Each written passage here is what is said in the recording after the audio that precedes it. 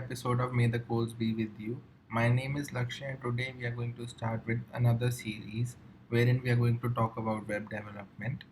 So, in web development, there are a lot of things that you can learn, but the basics for everything that you learn, for every stack you learn, you must require HTML, CSS, JavaScript, because these are something that every stack is based upon. So in the recent times, the most widely used web development stack is called the MERN stack or the MEAN stack, where M stands for MongoDB, E stands for Express.js, R stands for React.js, and N stands for Node.js.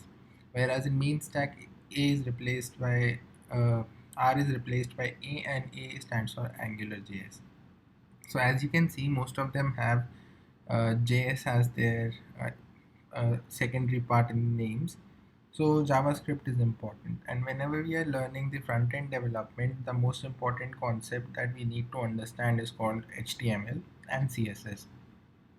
So the difference between HTML and CSS is that HTML provides you with the framework, how the website is actually going to look, whereas CSS helps us to beautify things on that particular HTML page, and it can make things easier to look at. Basically, it enhances the entire screen view so that we are able to communicate with the web page better.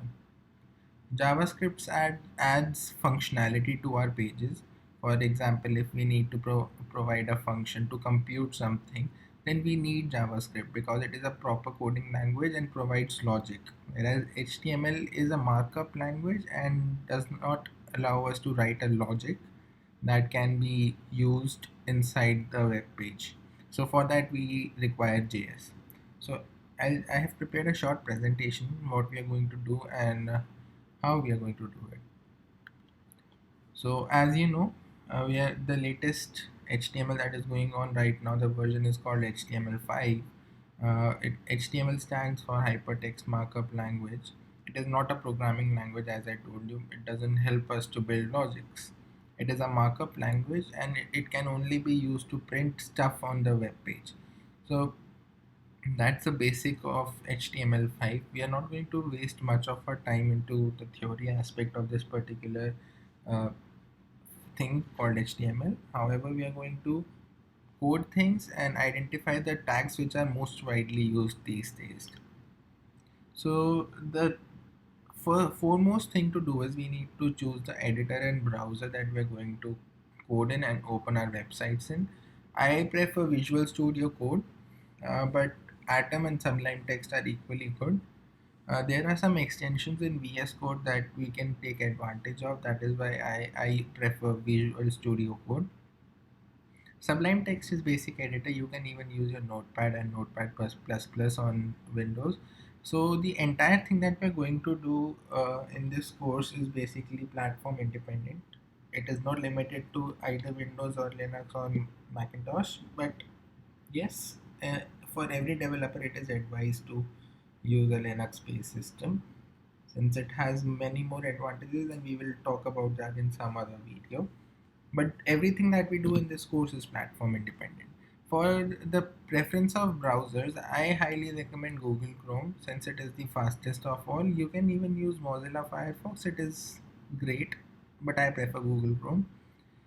Please do not use Internet Explorer for this because of many reasons, and it is very slow in comparison. I would prefer you guys use Google Chrome. So what is a document object model? So document object model is the hierarchical system inside a web page. So basically a document has HTML file, and inside HTML there are two things called head and body. Inside head there is a title and meta tags. I will talk about meta tags later. And inside body we have all the remaining HTML elements like h1, that is the heading tag, body tag, paragraph tags, anchor tags, div tags. So everything that is there existing in the HTML goes inside body tag. So right. So let's start the coding first, and we will think of it as a simple way to identify and understand things. So when you open Visual Studio Code, I would advise you to, make a folder for yourself so that you can put all the things inside it, which makes it easier for you to open things. And there's second thing called an extension. Extensions are important because it makes your life easier as you go about development. So you go to this place, there is an extension called Live Server. This one, I already have it installed. It is by Ritwik Day, and once you install it, you would be able to see a go live button at the bottom side of your screen. I will talk about its use when we start the development, or basically when we prepare our web page. So let's get into it. So what we do is we first create a page called index.html. So the extension for a web page that you're going to build is going to be .htm or .html. The second thing to do is we need to start creating a layout for ourselves. So what we simply do is we write HTML and we get a thing called HTML:5. So it basically prepares it is a prepared template for you guys, so that you don't have to write the same set of code again and again. You simply click it and you get uh, a basic template ready with you. So what is a doc type HTML? So basically this tag identifies that the web page was built in HTML5, right? HTML lang en is basically denoting that the HTML page is in English language. So what you can do is you can, after this HTML is over, you can also have HTML lang into hi, not hi, that's Hindi. So what will happen is that if your web page is in multiple language, for example English and Hindi, like most of the government websites in India, so what happens is they create the same page in English and in Hindi as well. So if the primary language is set to Hindi, then the entire web page would be loaded in Hindi. Otherwise, by default, it comes out to be in English, right? So we'll not talk about that. I just wanted to put it out there so that you know that this is possible. So as I talked before, there is a HTML, then we have a head, and then we have a body, and then we have to close HTML. So the basic thing about HTML is that there are tags, and almost every tag has a closing tag. So once you write HTML, you will also get a closing HTML tag with a forward slash, which means that the HTML tag is closed. So almost all tags are having their closing tags, but some tags do not require that. For example, BR tag, it's a self-closing tag. BR is basically used to break a line. So if we need to put a space in between two tags, I will show that when we are coding, which makes it easier for you to understand. So what is a meta tag? Meta tag is basically used by the browser to communicate with the web. So UTF-8 is the standard in which we program. You can set it to ASCII and anything like that, but we prefer UTF-8 to program web pages. Title tag is basically used to add a title to your page. So once you, so I'll show it to you first straight away. My first page. Once I press go live, it will open up web page for me, which is empty for now, but the title of this page comes here, so it says my first page. Now for example, now let's get into the body tag, and body tag is basically anything that is going to be displayed on this white section. So all the tags that we enter here are going to be displayed on that white section. So first tag, or before that I will tell what this tag does. So once we do this, when we press this exclamation and two hyphens and write something in between comments, so this adds comments and won't be visible to you on your web page. So once you press go live here, it will automatically keep updating your web page without you having to reload the page. So that makes your life a little easier. That is why I wanted you to add a live server to your VS Code uh, workspace.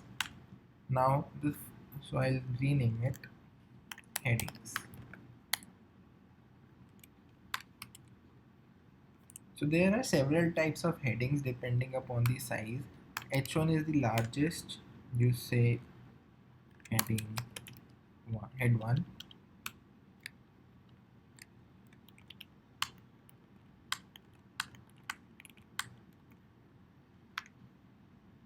H2, H3, 3, H4, H5,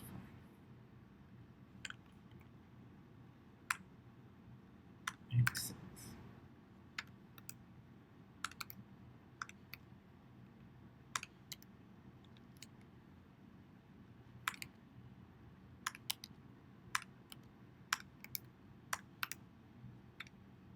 So as you can see, I have put 6 headings with different tags H1, H2, H3, H4, H5, and H6.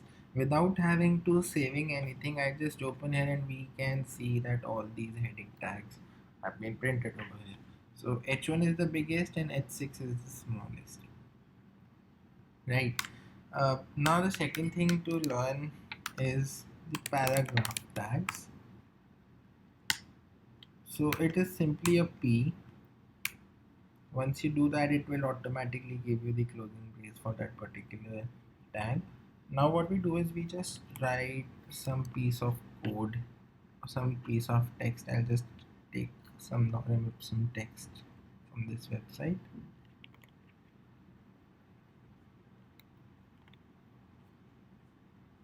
So as you can see, I've added some text in between this paragraph tags, and when you open it, you can see the text has been printed over here.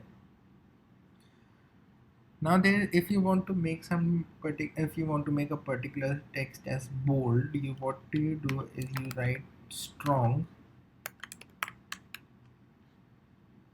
I want dummy text to come in bold, so I just cut it from here and I paste it in between here, so it becomes bold. Now for example, if I want some text to become italics, what I use is emphasize em tag. I want lorem ipsum to become in italics. The lorem ipsum becomes italics. Now for example, if you want to strike through an element, basically you want to cut an element inside the text, so what I do is I simply add an S, and I want typecasting, typesetting industry, or basically only typesetting to get strike through. As you can see, that has happened. Now if you want a particular text to lead you to some page, so for example, I want dummy text, not yeah, dummy text to link you to Google. So what we do is we use an anchor tag A, and then what we do is we need to provide a hyperlink for that, right? And we'll just copy dummy text, cut it from here and paste it in between the tags, and https do www.google.com. When I do that, it will create a hyperlink for me over that text, and when I click it, it will lead me to google.com. Pretty easy, right? Now the next thing to do is called lists. So essentially there are two types of lists that are there. One is called ordered list and the second one is called the unordered list. Unordered list, we press enter, then we need to add bullet points to our list. So what we do is we use a list items tag, item 1,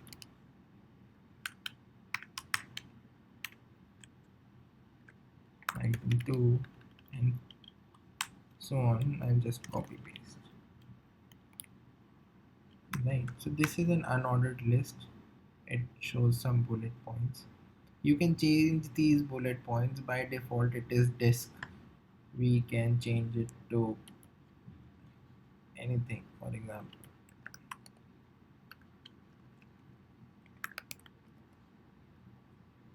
So it will change it to circles, square.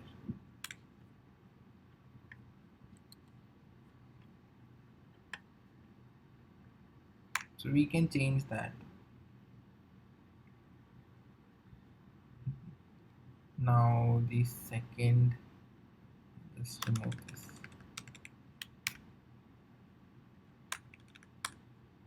The second type of list is called the ordered list. It essentially does the same thing, but instead of having a disk or a circle, we get numbers. We can change that also by writing in type. If for example I wanted to start from capital A, then it would start from capital A. If I write small a, it would start, just a second, it would start from small a, and so on. So these are called lists. We can have nested lists as well. I can add unordered list inside. So we can have a unordered list inside a list item as well. So I just write li sub part 1.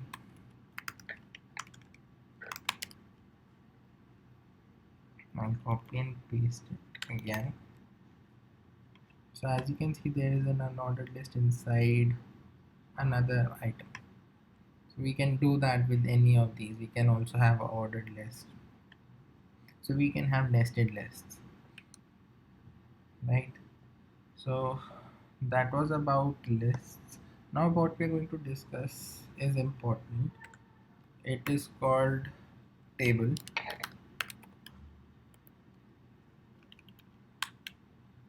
So we have a table tag,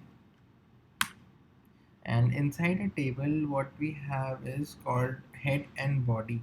Like we have in case of the entire HTML file, we have two things, head and body. Inside table tag we also have called a t head, which stores the bold values on top of a table, basically what the column is for. Now the first row will have name,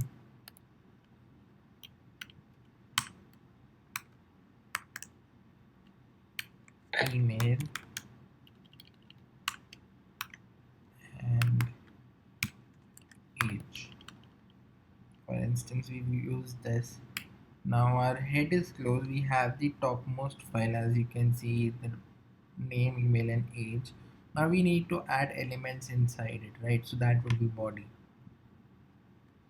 What we do is we start a body tag, body.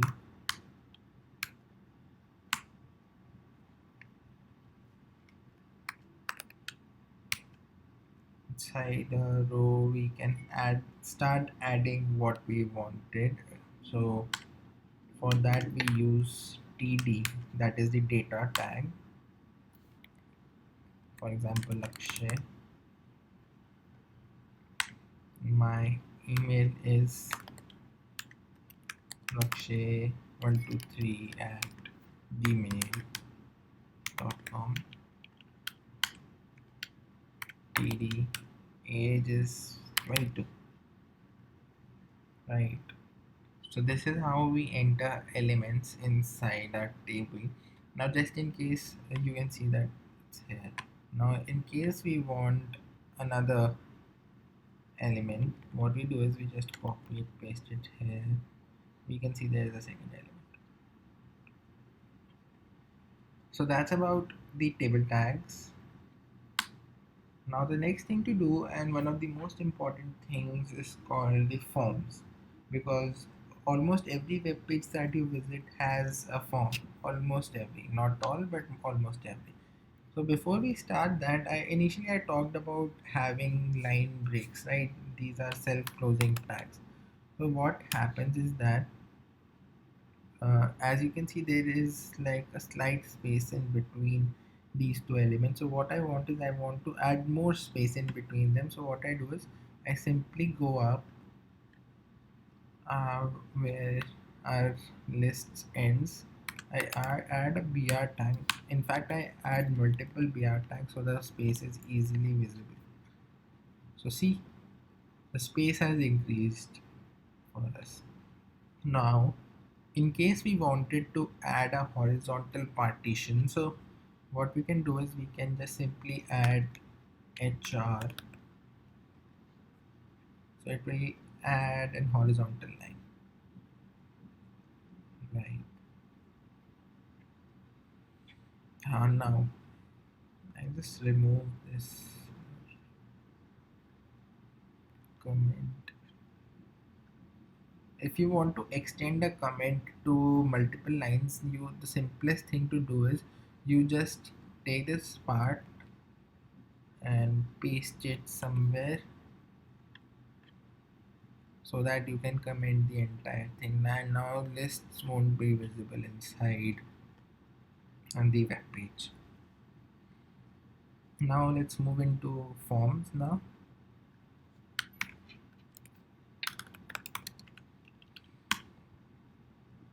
So the first tag that we use for forms is called form tag, and we have to provide an action to it. For example, I add, sorry,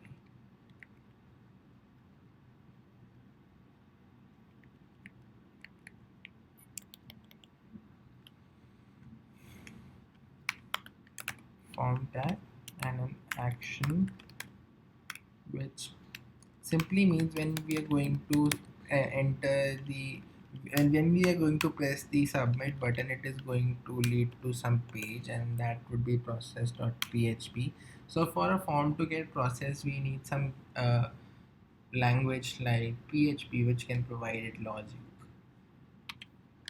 And in method, there are two types of methods. One is called post and the other one is called get. So whenever we are doing any operation which requires security, we always use post method, right? So there is a thing called div tag. Div tag is basically used to provide you with a space inside the web page for within which your text would be bound. So for example, if I add div, it will create a div container in which we can add a particular text. So for example, if I want to add, I'll show it to you.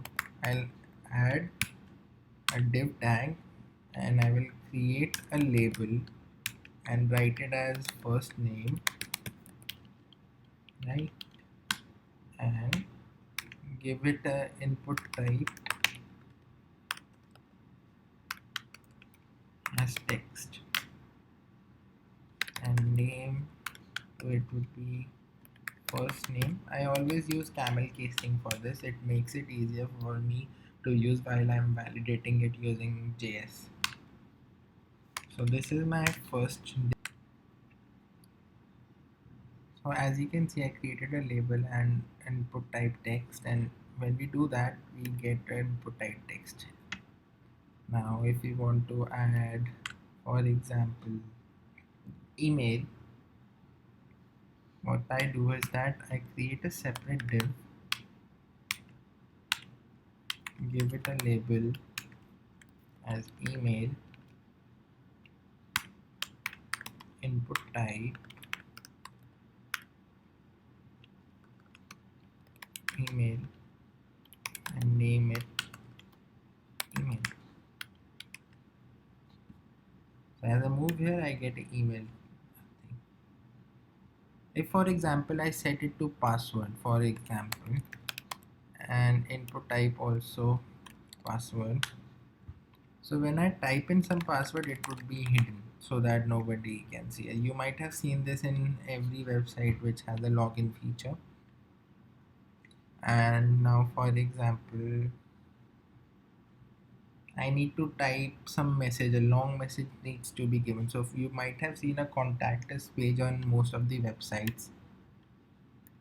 So in that they have a long text box kind of a thing that you need. So what I do is I create another div. I take another label tag. I write in message. There's a tag called text area. This creates an extendable text area name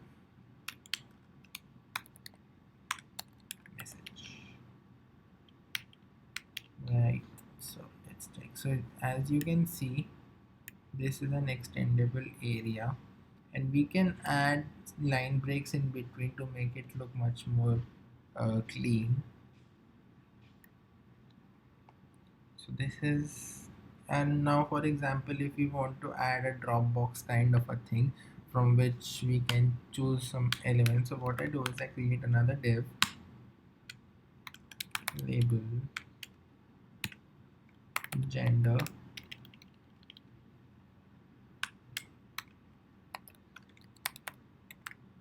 select name equals to gender.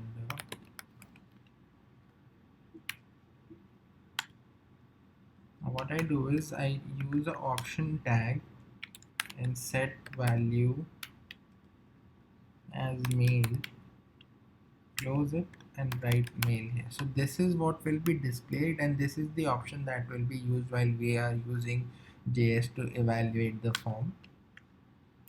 I'll just copy paste this.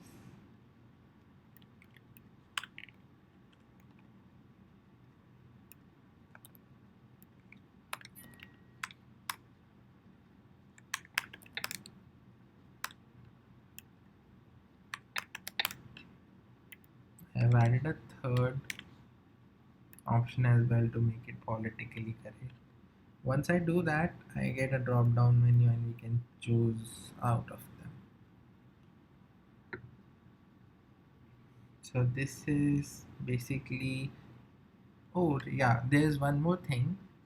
If you want, you must have seen that when you're uh, there is a column where there is a box where you need to put in your date of birth, so you can, you know, have the calendar drop down and choose the date out of that box. So that can also be done.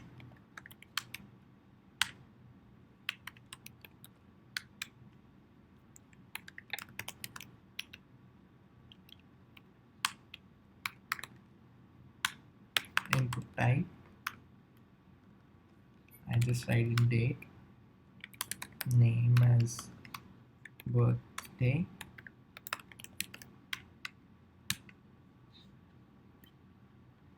so you can choose from this menu your date of birth. So this is mostly about forms. In the end, you just have a button to, you know, submit your form. So I'll add a line break and then input type as submit.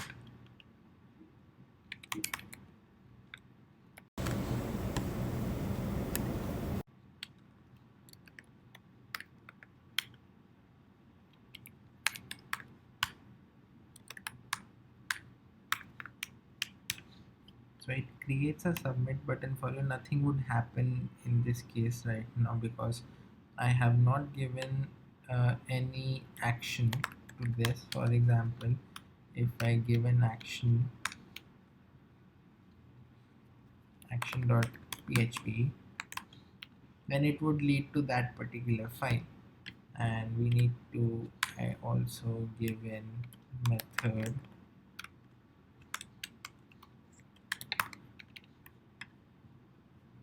Once I do that, it would give me an no, it would lead me to a page which does not exist right now, so I won't do that. There's another thing called image tag.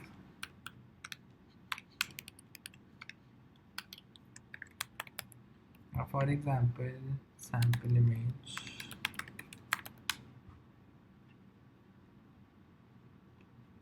and just download this image, maybe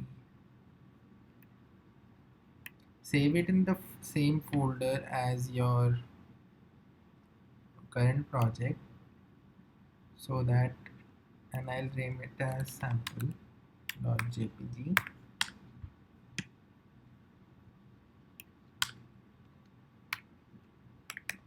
Now use an image tag and give source as sample.jpg, and it will display an image for me. We can customize our images every tag that we have used so far using CSS, which we will be learning in further videos. So these were the basic tags that are being put to use generally in today's world. There are a lot of other tags that can be used. So I create a separate video for that since we are running out of time in this video. I hope you like the explanation, and I will be bringing you more such videos so that it makes it easier for you to understand things related to web development. Thank you for watching this video. Please like, share and subscribe, and do comment if you have any doubts. Thank you.